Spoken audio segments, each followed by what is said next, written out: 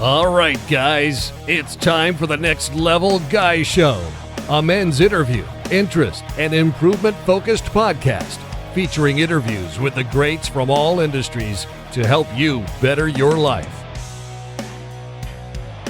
Each week, a new episode features an interview with one of the greats, covering all aspects of their story, from life hacks to tips and protocols that have allowed them to live life on the next level.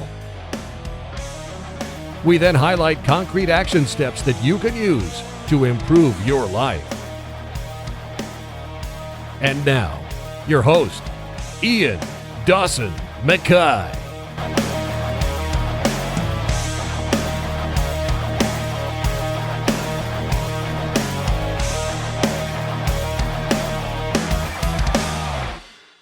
And today's guests are Maria Millan and Isa Lassinaro.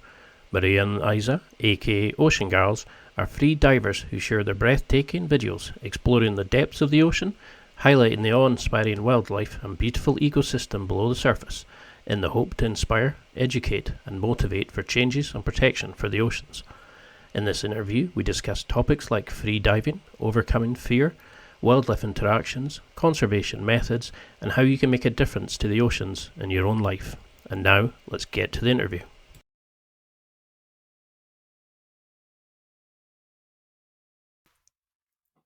Well, thank you both for coming on. It's a pleasure to have you on because I followed your Oceangalz social media now for a while.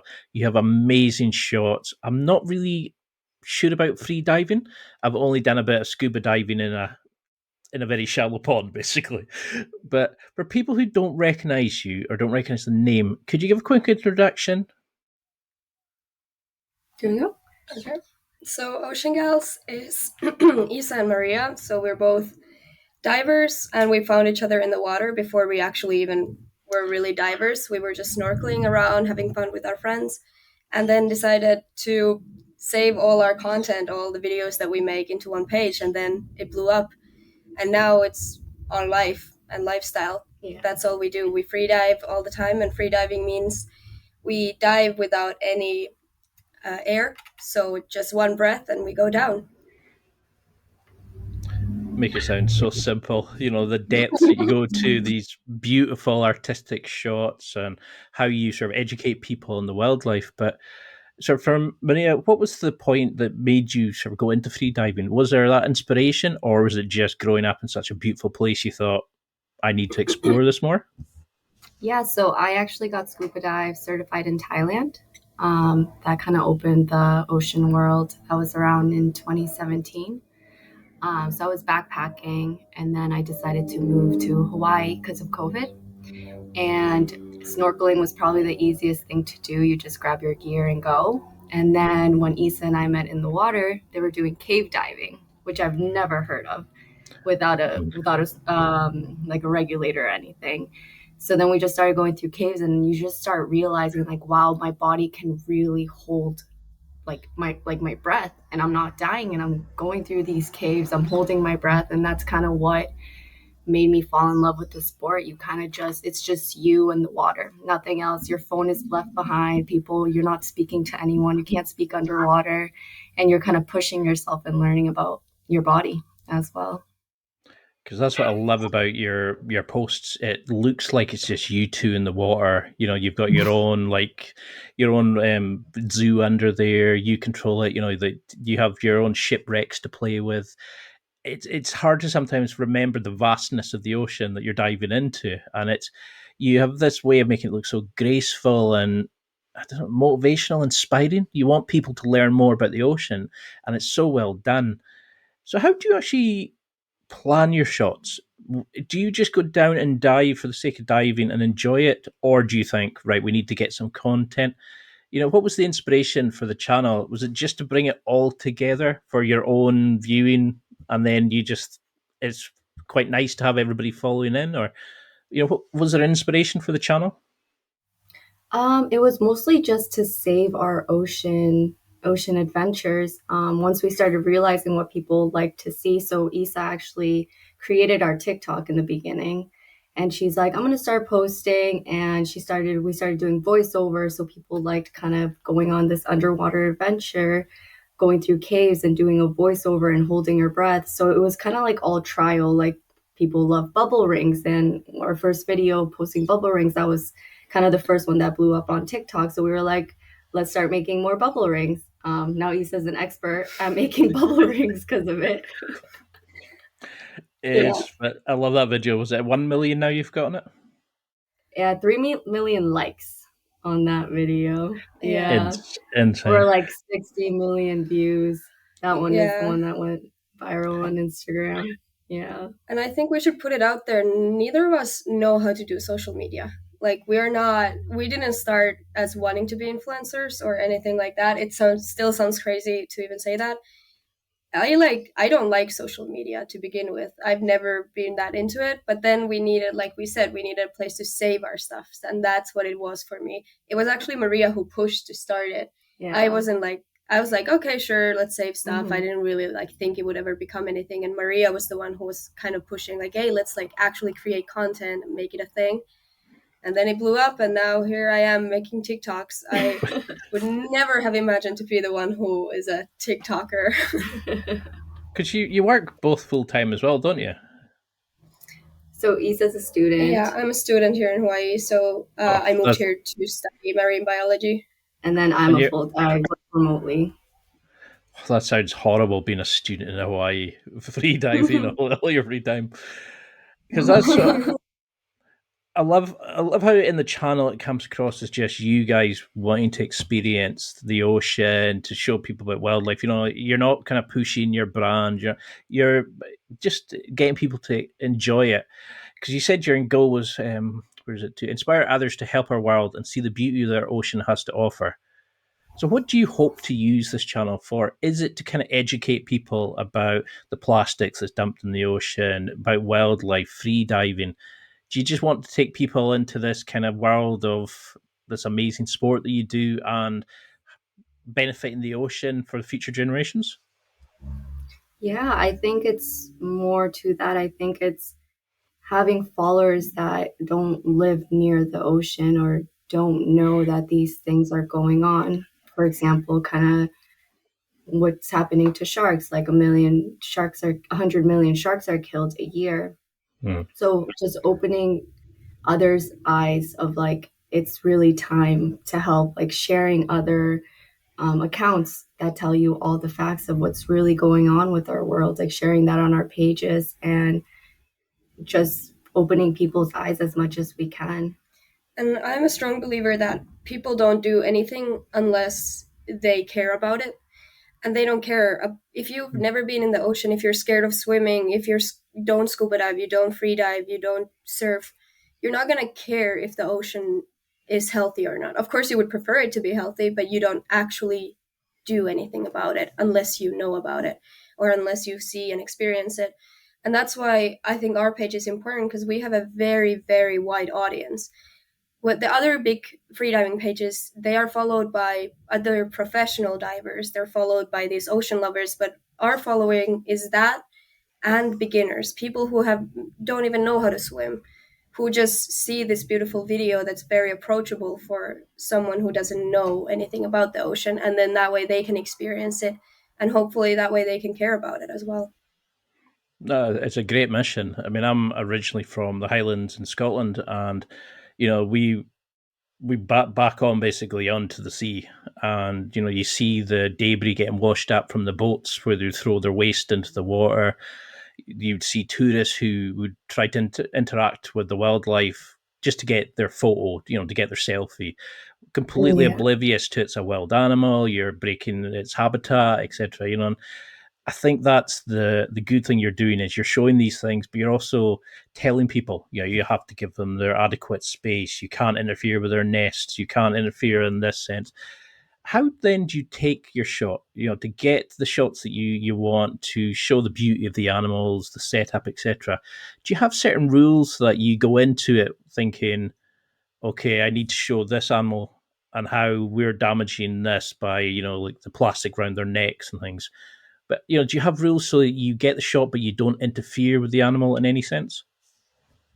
And you can't get the shot unless you stay respectful. The animals don't come that close. We can't get a shot like that. Like we have those shots of eagle rays that are right in front of the camera that are like look like they're super close. The way we get that kind of shot is because we stay super still. We're far from the animal. We stay on the bottom with the animal, and that's where breath hold comes in because we are so comfortable being down there for a while that we just lay on the bottom. We stay super still. We give the animal its space, and it's comfortable, and that way we can get those zoomed in shots of the animals. If we would just go ramming right into the animal and try to get as close as possible, you would never get that shot. The animal would be gone. He would be distressed, and then he would be gone in an instant. Because it's amazing, isn't it? It's like how little people know about the ocean. They kind of just think, well, it's there. It's always going to be there.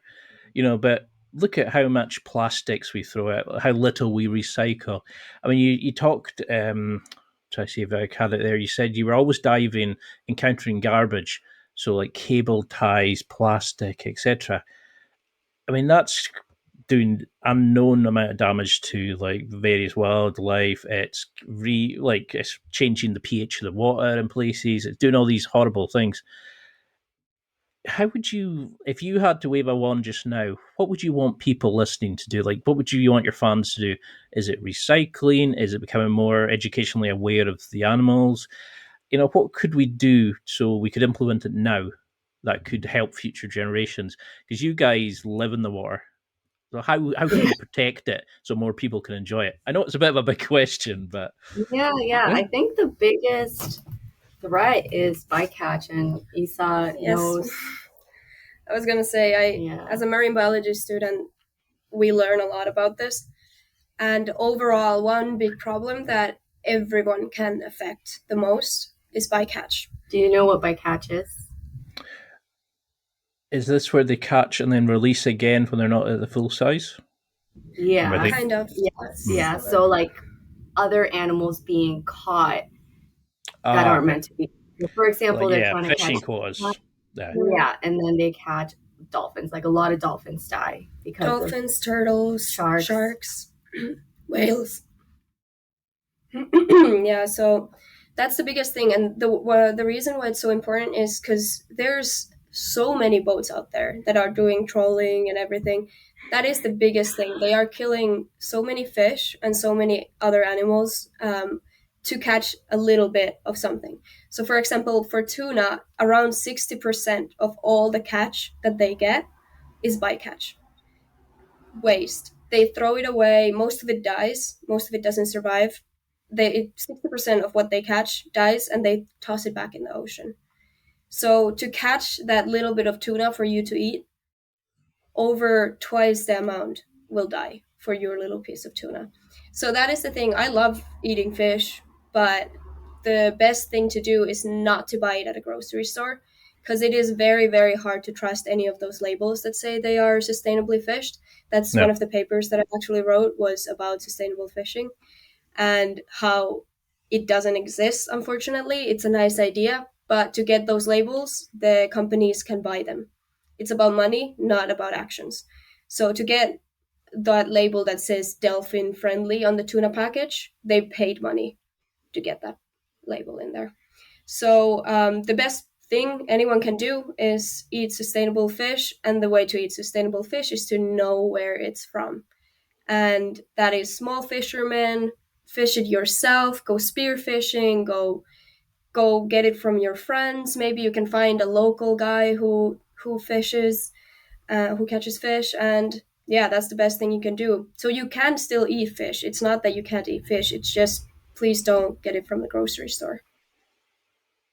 No, it's a very good message. I mean, I've got friends in the fishing industry, and they'll go and they're not allowed to catch after a certain amount of quota. So if it's in the net, they have to throw it back. But a lot of that times they've suffocated and died. So you're basically throwing in dead animals back into the sea, or the other boats have unlimited capacity, so they can just fill their boats where we're restricted in what you can catch. And like you're saying, it's like other things get caught up in the nets, because we probably do need more research in the size of nets, the types of nets, the types of methods we'd use. And it's difficult, isn't it? So many different countries are involved and have different rules on how they're doing it. But I love that message of going and finding a sustainable source.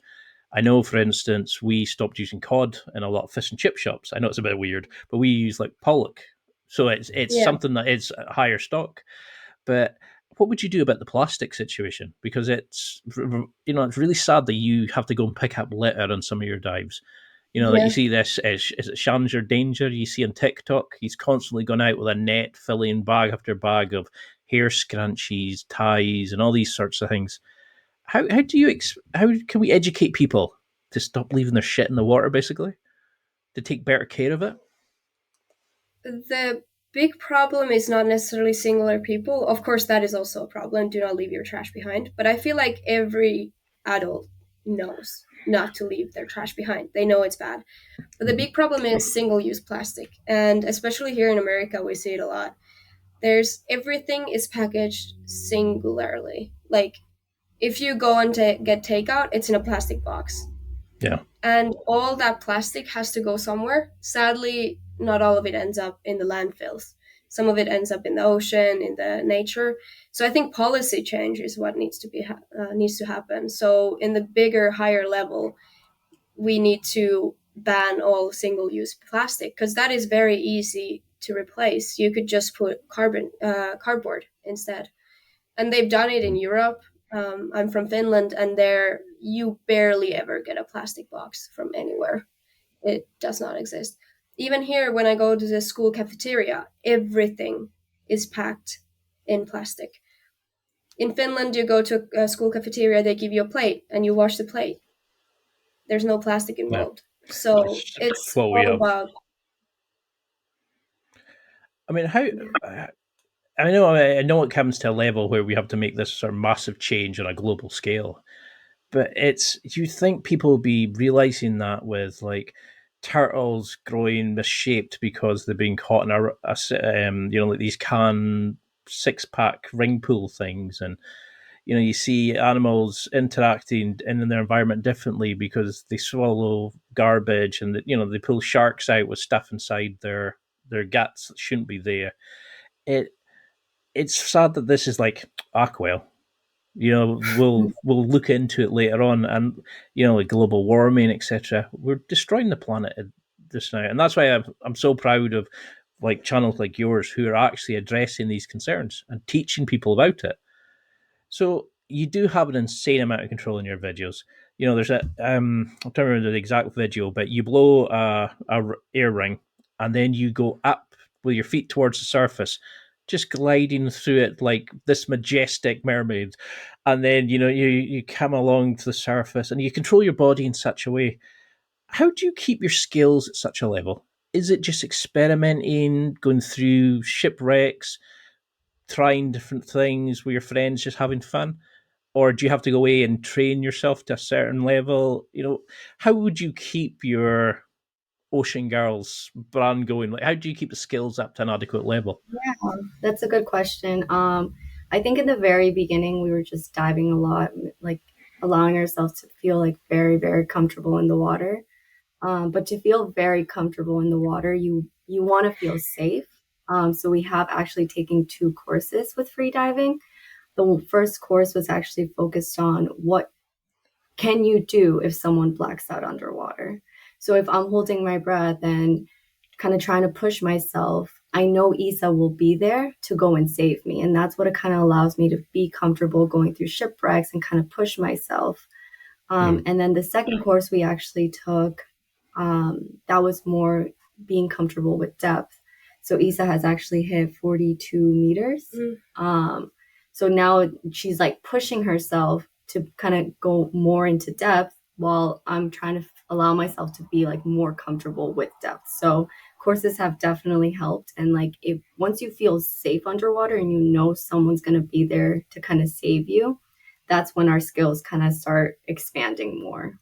yeah. And I want to give a shout out because I was just in Mexico training for pretty much a week straight. I just trained and trained and trained with Ocean Tigers Dive House. It's an amazing place in Cabo, Mexico. So you can also do that kind of a retreat where you just learn from people who are very good at what they're doing. And like Maria said, it's all about safety. As long as you know the safety of freediving, how to be safe and how you can know your body, you can do whatever you want. Because you certainly don't look like you're scared in the water at all. You look like that's your world. And Yeah. 42 meters is it's quite a phenomenon. I mean, I know I can't remember where I got this term, but they called it your personal combat chassis. I think it was from Nick Lavery, and he was on about how our bodies are our own like combat chassis. How we build them, it's how we can encounter the battlefield of life. And you're going into some very high pressure, you're diving for long term, you're having to control yourself into tight situations, like through rocks and things like that. How do you train? What would you want somebody who's new to the sport? Is there a set of benchmarks you would want them to, like be able to swim 50 meters, hold the breath for 3 minutes? What would you want an average Joe listening to do before they went into the water? Well, I think number one is know your body, know your limits. And the only way to do that is to dive more. And if you can't necessarily dive at first, if you don't have the gear or you maybe don't have a friend who can dive with you, go swimming, go surfing, do whatever you can do in the ocean. Or if you don't have the ocean, in the pool, just to know your limits. So you know how far you can swim. So you know you can handle the waves. You can kind of get to know your body and how buoyant you are and everything like that. Just the more time you spend in the ocean, the more you know your body. That's this step number one. Then step number two would be, I think, getting a friend who can dive with you, because that is number one thing on safety. Never, never, never dive alone. You always have to have a friend, because if something goes wrong, there's nothing you can do in the ocean if you're alone. Even if you get a cramp or a seizure or something, you're done if you're in the ocean alone. And then when it comes to diving, of course, blackouts, you need a friend. I think that's number two. And then You can always, number three could be like practicing at home. So yeah, like we do the hold your breath, that's actually teaching your body like how to react with holding your breath. So like feeling those contractions. So when you're in the water and you feel those contractions or that urge to breathe, you don't freak out because you know, oh, I was laying in bed, I held my breath for 2 minutes, I'm probably under here for 30 seconds, like I can definitely keep going without freaking yourself out, because it is a lot of a mind game in the very beginning. So kind of just allowing yourself to be comfortable. yeah. And then I guess equalizing is it comes as a limit if you want a free dive. Yeah, if you don't know how to equalize, then obviously you can't dive that far. So Yeah. kind of learning to equalize. There's YouTube videos and everything. So if you start feeling pressure, obviously don't push it. You want to not feel pressure so your eardrums don't blow. Yeah. And then Is that if you That's what I was going to say. Is that when you come back to the surface, so you don't get? No. So when you're going down, maybe you do this like naturally, kind of like when you're on a plane and you feel kind of that pressure. So some people like yawn or some people chew gum. So what you're doing there is you're equalizing your ears. So that's the same thing that happens when you start going Okay. down after 5-10 meters, like right in the beginning too. Some people feel it. So you start equalizing, you kind of push some air through your ears. So there's no pressure in your eardrums. it's kind of like if you bring a balloon down in the ocean, it always goes smaller, smaller, smaller because of the pressure. So Yeah. already at 10 meters or 30 feet, it's twice the atmospheric pressure. So, for example, your lungs are going to be half of the size that they would be on the surface. And the same thing happens to every single like airspace in your body, including your ears, your sinuses, your mouth, even your mask, if you have a mask on when diving.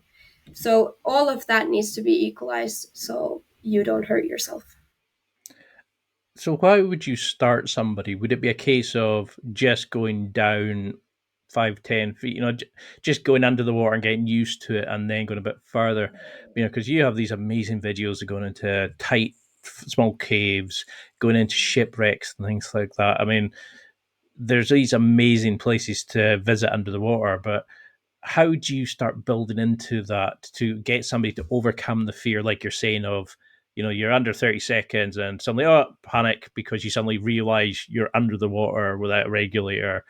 How do you overcome that initial fear of bloody hell, I'm surrounded by sharks and I'm in this big ocean. How can Yeah. we just sort of calm, collect? Do you have like a mantra that you're saying initially? Because you've Yeah. talked about dropping your heart rate down, controlling your breath, but how do you control the The thing in the middle initial, like, between your eyes, just to avoid stopping yourself before your body can actually go to that depth? yeah. I think what I do kind of when I know I'm gonna go a little push my limit, and everyone, you kind of do a breathe up. So you're kind of slowing your heart rate. We breathe out for like 10 seconds and you breathe in for 5 seconds. So right there, you're kind of slowing your heart rate down and just knowing that you're safe. That's like the biggest thing. So I know when you black out, what happens underwater is that your body shuts down. You're not actually drowning. Your body just shuts down. And what's amazing with our body is you actually don't breathe when you black out. So you're underwater, you're not breathing, but you're not fully there. And that's when I know if something were to happen like that. Isa brings me above water. She takes Mhm. my masks off, she blows in my eyes and she's like, wake up. And it's like you fainted underwater. And then that's when I breathe, which is such an amazing phenomenon. And I think that's what allows me to push myself because if I were to black out, I know my body hopefully is going to do the same thing that others do when free diving, which is shut down, not breathe, and wait for someone to bring them up. Has that Yeah. happened? I mean, how did you No, overcome? Okay, because that's the yeah, thing. I always think people fall back to the highest level of their training, not to the requirements of the situation. And for newbies, I'm sure they probably panic straight away, and nobody thinks get them to the surface, control it, follow yeah. your training. It's it is an amazing thing to do. So how do you do? Can you go a little into that breathing that as you're going down? You're saying you breathe out for 10 seconds, five, and then in for 5 seconds. How do you lower that Well, heart rate as you go down? so naturally, when you breathe out, your heart rate is lower than when it is when you breathe in. That's just how human physiology works. Mhm. And that is very personal. I want to put it out there. Not every diver does it this way. Some divers don't change their breathing at all before diving down, they just take one last breath. Many divers use this technique that we were saying just to be able to slow their breath down. There is no actual research behind this type of breathing out slower and then in faster. But it doesn't really matter if it's actual change in your body or if it's all in your head. Whatever you need to do to be able to kind of empty your mind and find that good headspace. I often just float and don't even think about my breathing. So I just float. I can float for a minute, 2 minutes. And then once I hear my heart going slower, that's when I know I'm ready to dive down. And that's when I take my last breath and go down. So it's not necessarily what you do, it's what's happening in your mind. I love it. I love how it's become almost like a symbiotic relationship you have with the ocean now. You just are that excited to be in it. You just know you wait till you physically feel ready, and then you just slide into it and just do these amazing things. It's it's an area that I've always been interested in, watching people doing these amazing videos. And when I found your channel, I was blown away by the quality of it. It's the shots you have, the resolution. It looks like you're literally in your own pool with your own situation. But when you start interacting with corals, when you're going into shipwrecks, when you're doing all these amazing things, how do you communicate with each other? I'm assuming with hand gestures, but how do you make decisions? When you're going into tight situations, do you have to plan beforehand? How do you? Because they say that no contact survives, no plan survives the first contact. What happens if something goes wrong? Hopefully, it never ever does. But how do you make sure you're as safe as possible to get that Yeah. experience? So there has been Thai caves. Issa loves going through Thai caves, but number one rule is for her to just let me know. She knows not to push herself, like let's say a really deep Thai cave, because I will be straight honest with her and I'd be like, I won't be able to save you. So she'll go with someone that's a little more advanced than me and then try that Thai cave. So just making sure to let each other know, like I always tell Issa, like I'm about to go do this cave dive.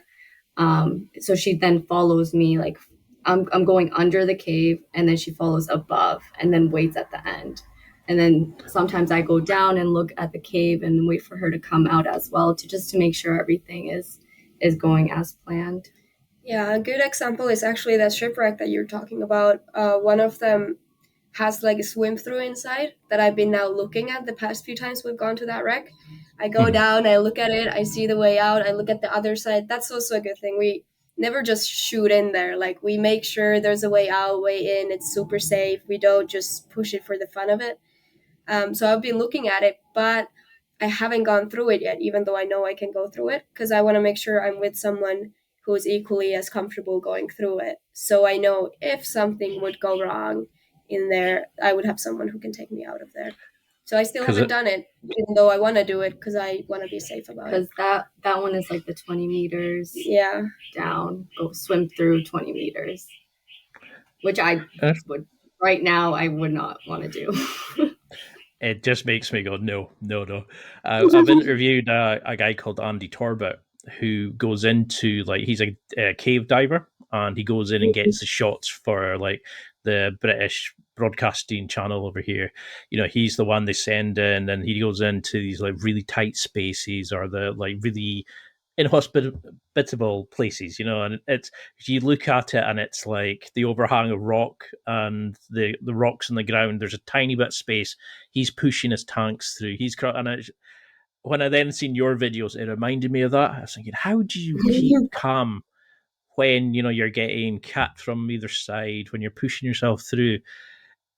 I love that kind of plan of, you check it again and again and again and then again. You know, you see too many people kind of pushing themselves for new PBs, and I love how you're building up to this challenge. Do you review your dives? Do you sit down with each other and go, I didn't like that, let's go here next time, let's do that next time? Or is it just about the enjoyment of it? How much sort of planning to make it better divers do you go into after each session?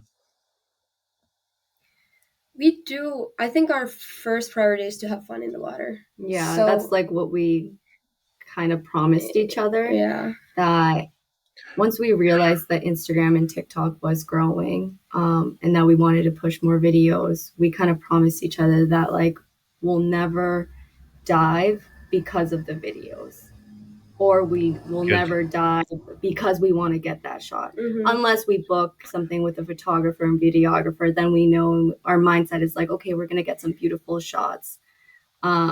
But we promised each other from the very, very beginning that we weren't going to allow kind of the Instagram followers or anything to dictate like our lifestyle or anything. Yeah, and we've been really good at it. So we dive a lot. We dive pretty much 3 times a week. Yeah, at least. And out of those dives, we get content on every dive a little bit, but it's never that we go in like, okay, today we get this shot, or today we go this deep, or today we hit this breath hold. There has been more of that lately because I have been training deep diving, and one day I might want to compete. So I have been doing more of that kind of serious diving where I kind of hit things. But I've been trying to kind of add those training steps that I need for my body to be able to go deeper into my fun dives. So I might try to hit a 1.5-minute breath hold every dive I do. I might, even if it's not that deep, the dive, I sometimes do exhale dives. So I don't go down with the full breath. I go down instead with only half of my lungs filled to mimic going down deeper. So I do add them a little bit now to the diving just to be able to train more as well as have fun. But like we said, first priority is just to have fun. We don't really review our dives. We do sometimes give notes like, hey, you can't go on your own to do that. You have to keep an eye on me. Yeah. But that's just or the way we're kicking. Sometimes I notice like, oh, I'm using my knees. Like I need to start kicking a little differently. And that's kind of the only thing we're kind of reviewing.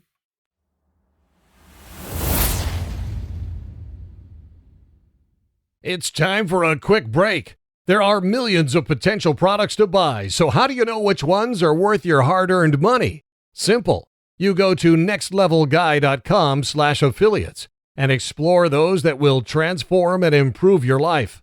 You'll find deals, listener exclusives, and special offers with some great companies. Recommendations are 100% honest and only on items Ian has tried or believes in. The companies showcased will make you a better man in all areas of your life. Simply go to nextlevelguy.com/affiliates and level up.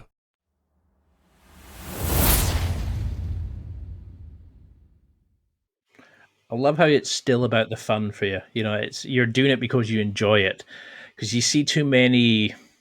I hate the word influencer, but I see a lot of people. It's like I'm doing it for the channel. I'm doing this brand, and it goes against who they are as their own personal philosophy. But they want to do it because they think, oh, I need to get the views. I need to put content out there. Whereas you guys are just having fun. You're enjoying it, just you're keeping it a hobby and bringing along others for the ride, and it's really rare, and you should be proud of it because you've done hundreds of videos now. Is there a particular dive video that you would want people to check out first?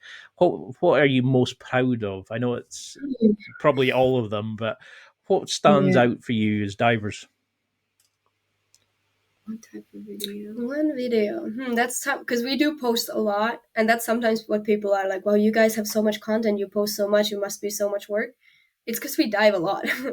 So because we dive so much, we have a lot of content to post, so it's not such a big thing for us to post so much. Damn, what would be my favorite? I think there's some old videos that I love, especially I think you can find them from Instagram, especially the first kind of voiceover videos of join us on a day of diving type of videos that I find really fun because they're the like old ones, even those ones are like half a year old, so not that old. But for me, it's nostalgic. So when I go see those, that's where I think you can see most what we are. Because yes, we do those beautiful bubble rings and we do those cool air pockets and stuff, but most what we are those goofy videos of kind of like join us on a dive, like see how we interact with each other too. That's where you can actually see our friendship the most. I always love that one. It's like when you're riding on her back and pretending she's Rudolph, and it's. I think that's the beauty of it. It's like that. You show the quirkiness, you show your bond, as well as like, oh, look at this shark, look at this, and it's like it really comes across as your friendship. For people who are wanting to build that kind of dynamic, that kind of friendship, have you noticed like why your friendship is so strong? Because you seem to have this amazing life on Instagram, going hiking with friends and having fun, and you're doing things with your partners, and you're going all over the world, like in such beautiful places. But your bond seems to really come across in your videos. Why do you think you two are such good friends? If you can say it in front of each other, I don't know if it's awkward. Actually, I hate her. It's the last time we see. No, I think because we're so different. I think that's what made it work, to be honest. Because a lot of times you need your friends to be very similar to you to be able to be good friends. But we are very different types Our of age gap personalities. is huge. Issa's a baby. Yeah, I'm only 21. And then I'm about to turn 28. I'm not even going to join this conversation because I'm very much older.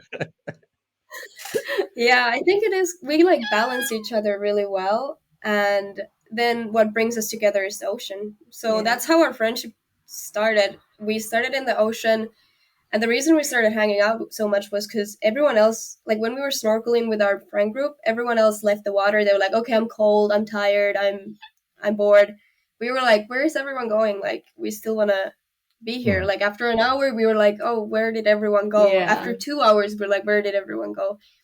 And then we're like, well, just others can join if they want, and we'll go dive. And then, it ended up being just Issa and I going all the time. Yeah. And I think the biggest part is just always kind of being down for an adventure. Like, I think the first time Issa and I truly hung out was everyone canceled on camping. And I was like, I'm still down to go camp with you. And we just went camping and a couple people joined us. And it's just not overthinking the situation, not letting plans kind of ruin our day. It's kind of just we know that we're gonna get in the water this weekend, and it's just what time are you free, and then we just get in. So there's no complication.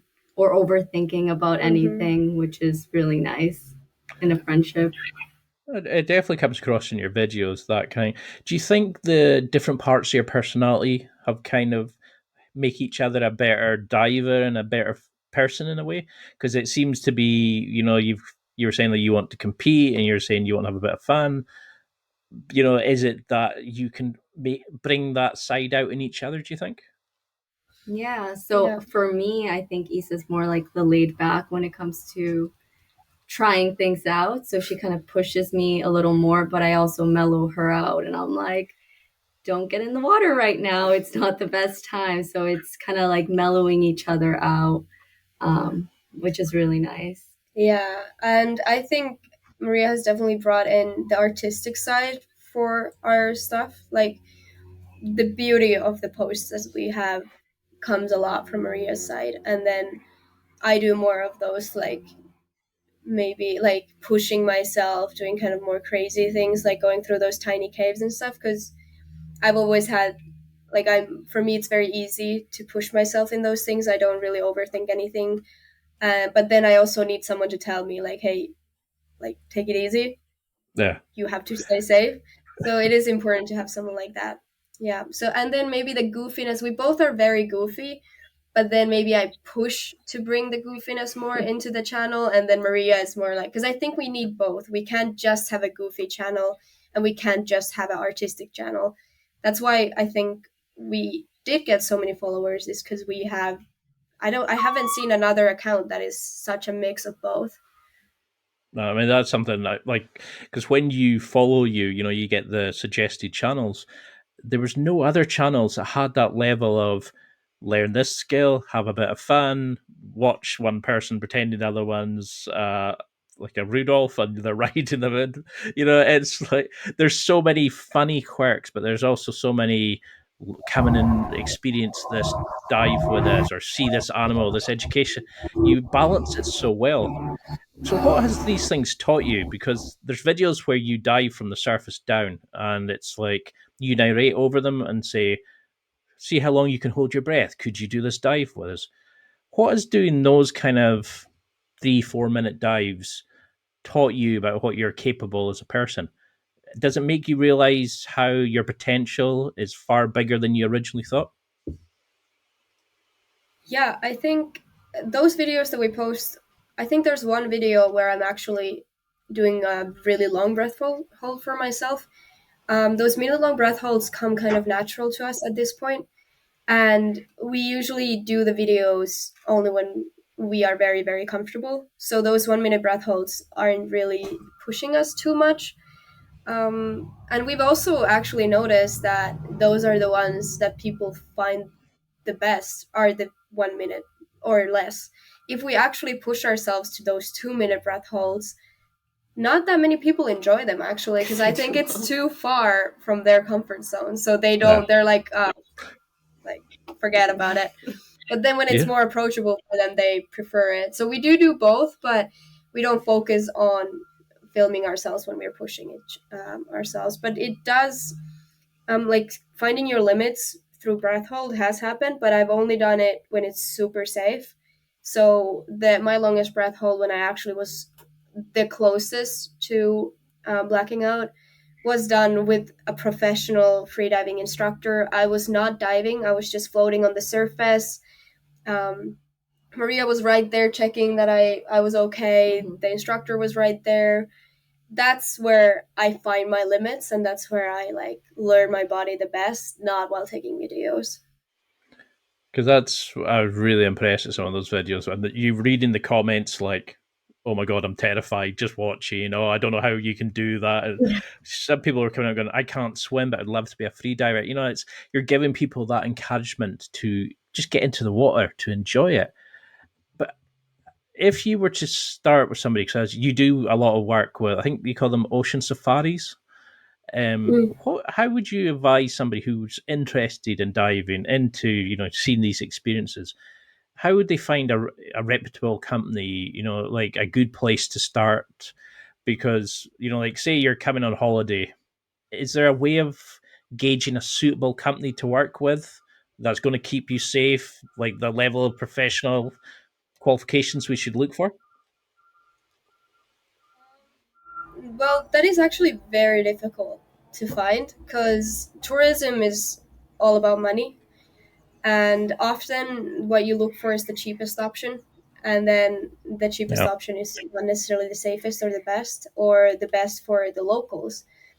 So I think one of the best things you can do is once you get to your destination, walk around, maybe go in the harbor, ask people, ask the locals. Maybe there's some dive shops around the area where you can go ask, because that's how you get the best price. You find the best people and you actually support locals instead of some bigger companies, especially if you go to a very touristy place. I know it like requires a lot more effort from your part to do that, but especially Maria is really good at this. She's backpacked around the world and she that's all she did. Awesome. She walked around and asked. And then if you want to do it beforehand, I think social media right now, social media is the best place to find good people. And you want to read that the company is for the animals. It's not for the money, like maybe 10% goes back into the ocean. Like they're giving back versus we're trying to book 20 people in a boat to go and chase one turtle. Yeah, because I've worked on those. I worked for a little bit on one of those companies that's like a snorkel guide company. It's a nice company. A lot of people love it. They say it's the best experience of their life.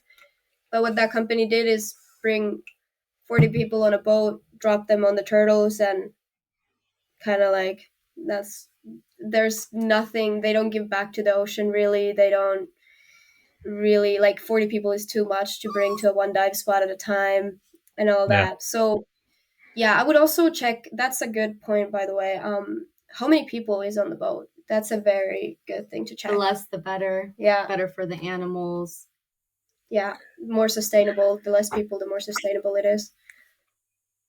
Yeah, because it is a sad point, isn't it? Is that people will try to force as many people as they can into them, but they'll try to sell out an attraction, which is a wild animal, and we do exploit things. Unfortunately, it's horrible, but because that's what I was trying to avoid was I wanted people to get into the sport and try it and follow your channel and get inspired, but you also don't want any old idiot just jumping in the water and going diving off by themselves.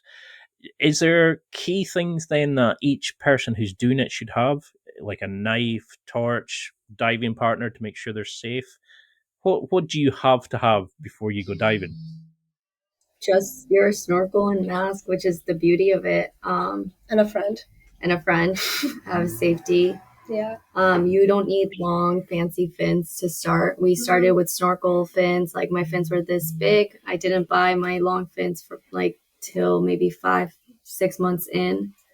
And now I've been diving for almost a year and a half.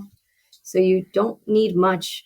And that's the beauty of snorkeling and free diving, because once you start feeling comfortable with snorkeling, you start knowing what it is to free dive as well. Yeah. Yeah, you don't need anything else. That is important, though. We want to always make sure people always bring a friend. Never go alone. So why do you think diving, after out of all the kind of sports and activities that you could be doing, why do you think it gives you this deep sense of relaxation, of it's almost like your place to be? What do you think draws you to it? Yeah, I think for me, it's just how quiet it is underwater. If you think about like the chaotic world we live in, I mean, the amount of buses that pass by during this podcast, like you just hear so much in the outside world. Everyone's always texting you, or you're always scrolling down through Instagram or TikTok when you're bored, or you Yep. have the Netflix on in the background or music in the background. You're always constantly thinking. That's when you're outside of the water, at least for me. Then when I'm in the water, I can't bring any of these gadgets with me. I don't hear anyone. It's just me in the ocean. Isa can't even talk to me when we're diving down. It's just absolute, like a sense of mindfulness and just being you and the ocean. And if you happen to see a turtle or an eagle ray or a shark, you just feel that appreciation of like, wow, this world is so big underwater, and like as sad as it is, like it's dying, but you're also appreciating how beautiful it is. So it just gives you a completely different perspective into life and the world, like also holding your breath, like allowing yourself to feel comfortable underwater and leave the stresses of the outside world behind. So I think that's why I'm like so addicted to being in the water. If I have a bad day, I'm like, I want to get in the water today. And I get out of the water and I leave those stresses behind because it kind of opens your eyes that there's more to life than these stresses that are causing you stress. And I think the reason why, in addition to the ocean being so amazing, it's you cannot dive if you're not relaxed, especially when it comes to depth or holding your breath for a little bit longer. Impossible. It's all about relaxation. It's all about your mind. Of course, you have to have the technique as well and the skills, but Yeah. you can't use that technique or those skills unless you're relaxed. For example, with depth, there comes problems like squeezes. So your lungs can squeeze, your throat can squeeze, and that's very dangerous. You can cough up blood after, you have to go to the hospital.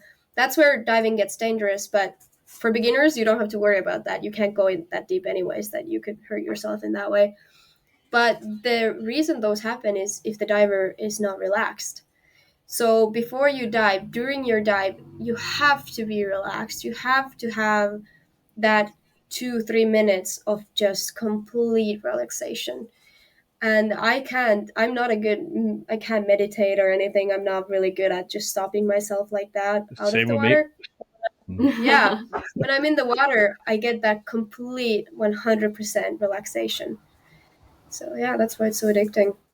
I love that. Maybe that's what should be the next stress buster workshop that we send people. It's like go free diving, never, as your team bonding. It's I love Seriously. that because usually with people, I'm asking like, what's your relaxation thing away from their training or the sport or their industry, and I love how yours is actually to relax. I go do my sport.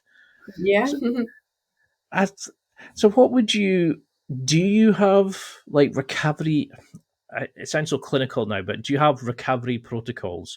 Do you have ways that you kind of relax out of the water or recover from your dives? Are you getting scraped through going through coral? Are you, how do you deal with the bruises, the cuts, the tiredness from diving? Because you're going 3 times a week and it looks pretty intensive. How do you deal with that? Or is it so enjoyable it's not really a challenge anymore? It's not. I think just staying really hydrated, Yeah, honestly. And if we're not diving, like being active, like going on hikes, I think that's how I stay sane. If I'm not diving, then just be out in nature. we take a lot of naps. As a student, you Yeah. should. It's a rule. I'm sure it's a law somewhere. Like, so Yeah, what? but diving also makes you so tired. Yeah. And Seriously, hungry. So hungry and tired. after a dive, we go to our favorite spot and get like a big sandwich and French fries. That is You our sure you're after not a dive. student as well? Like, it's Yeah. So yeah, I think that, and but for freediving, I think it's a good balance to then do like maybe go to the gym. I do kickboxing and boxing, more like okay. aggressive sports, and then like hiking. We both hike a Mhm. lot, and I surf as well. So surfing is a very different kind of water sport. So that one is more like super stressful almost because you're kind of scared of the waves. And I'm always scared when I'm surfing, and then I'm super comfortable when I'm freediving. So yeah, I guess it's the balance of having both. So one of the things I was always interested in is I think it was I've read it, written it down somewhere. It was 7 or 8% of the world that we know in the ocean. We've explored so many other places, but the ocean is like an uncharted depths.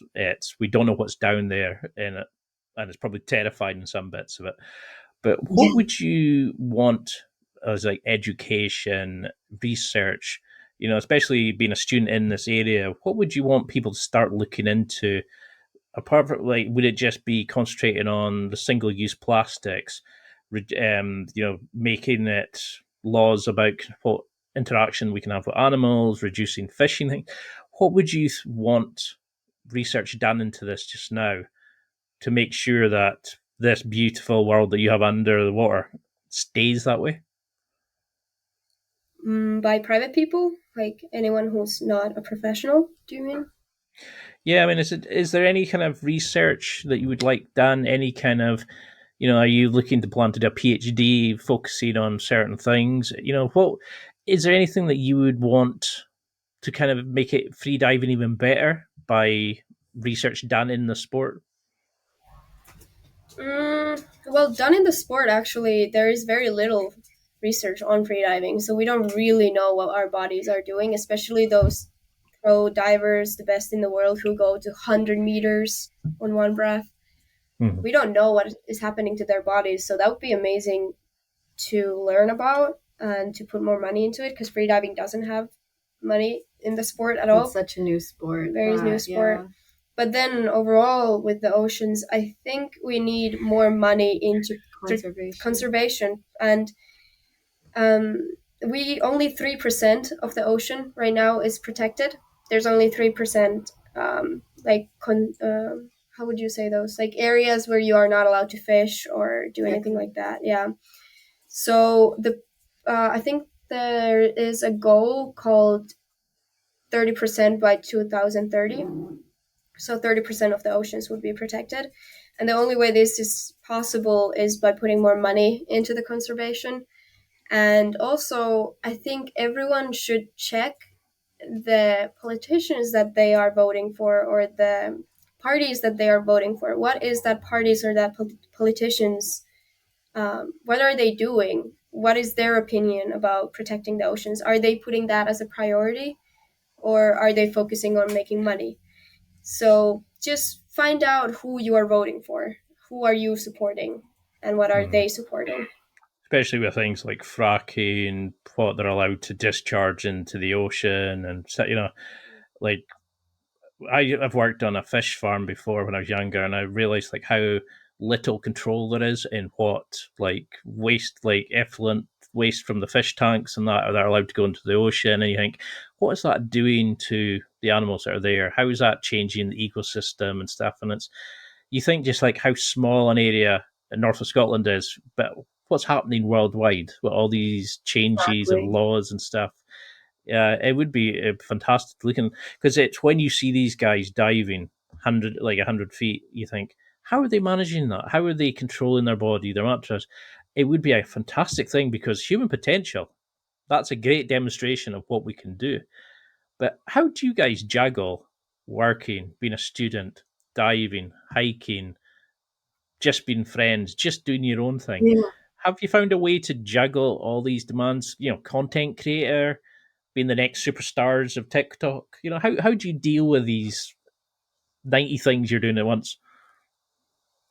I think just knowing how to prioritize, and not stressing if we can't dive.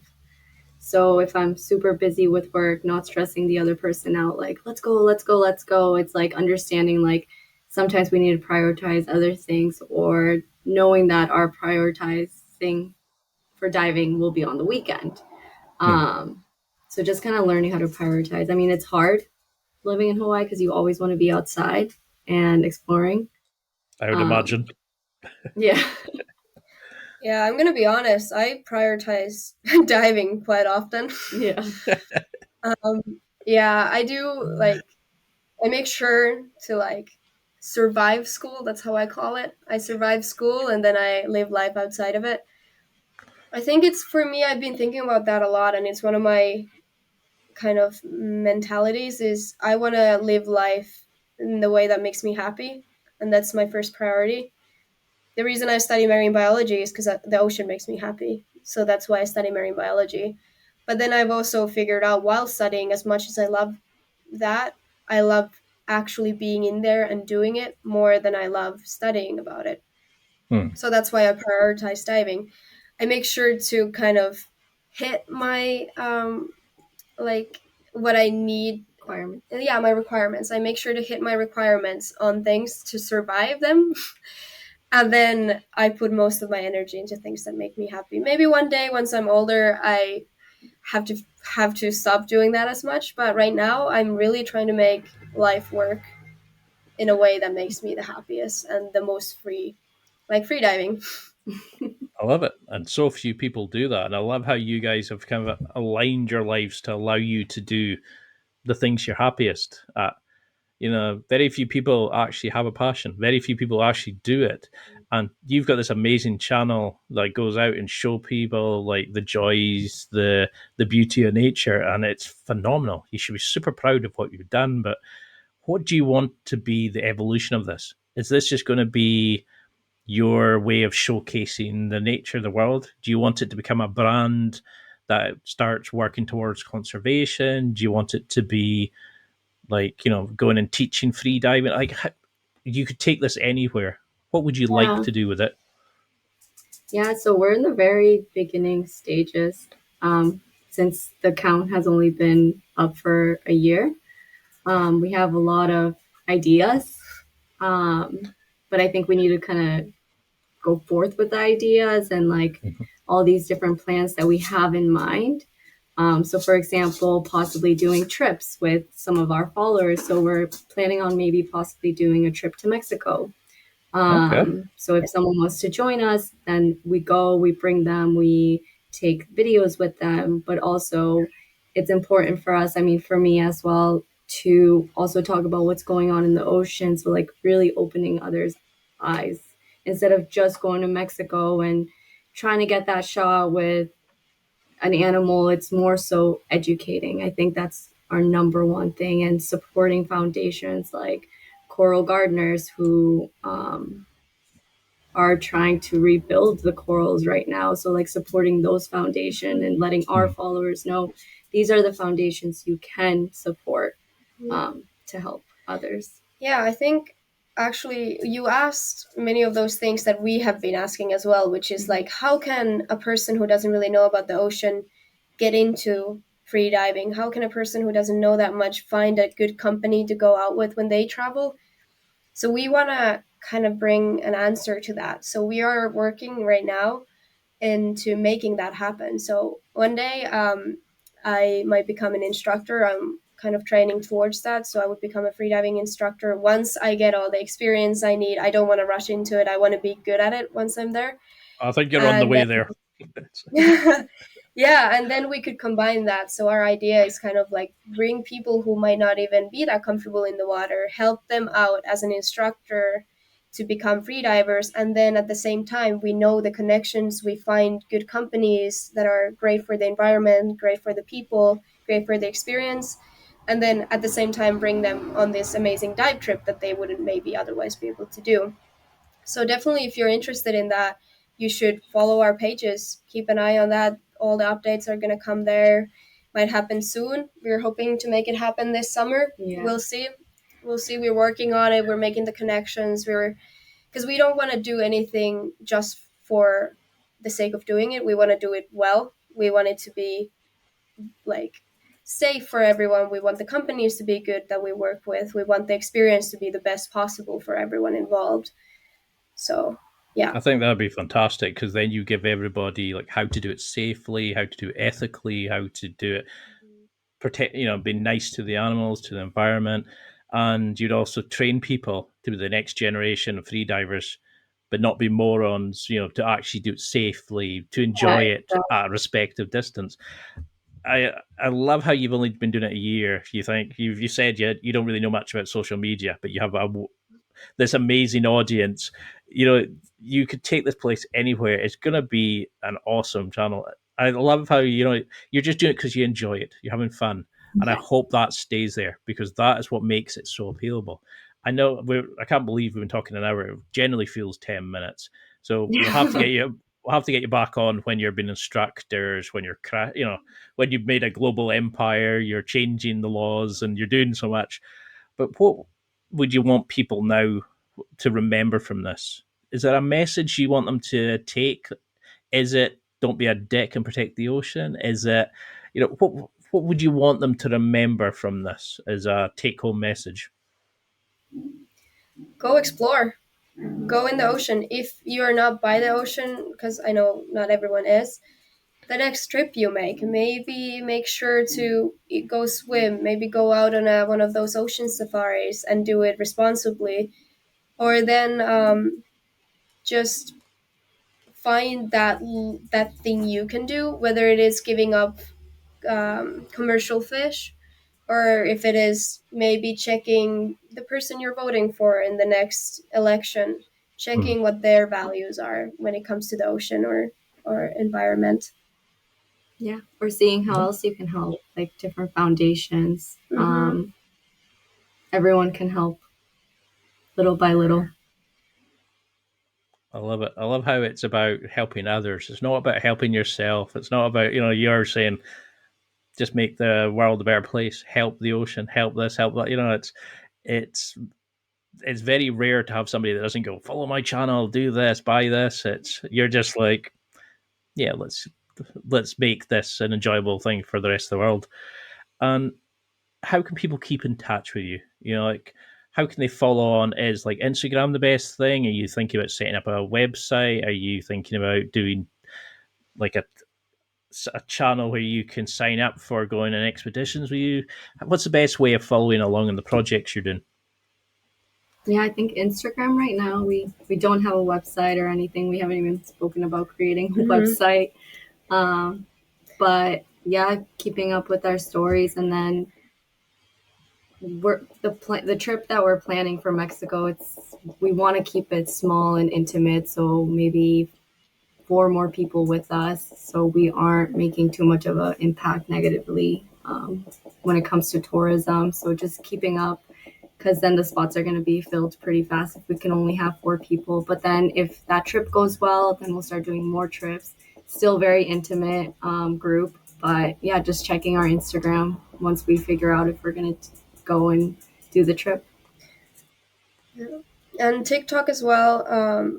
So follow both TikTok and Instagram. TikTok, you get a little bit of different kind of side of our content. We post more of like funny and relaxed stuff, which we do on Instagram as well, but Instagram is more also for this information side of our stuff. So keeping up with both is always good.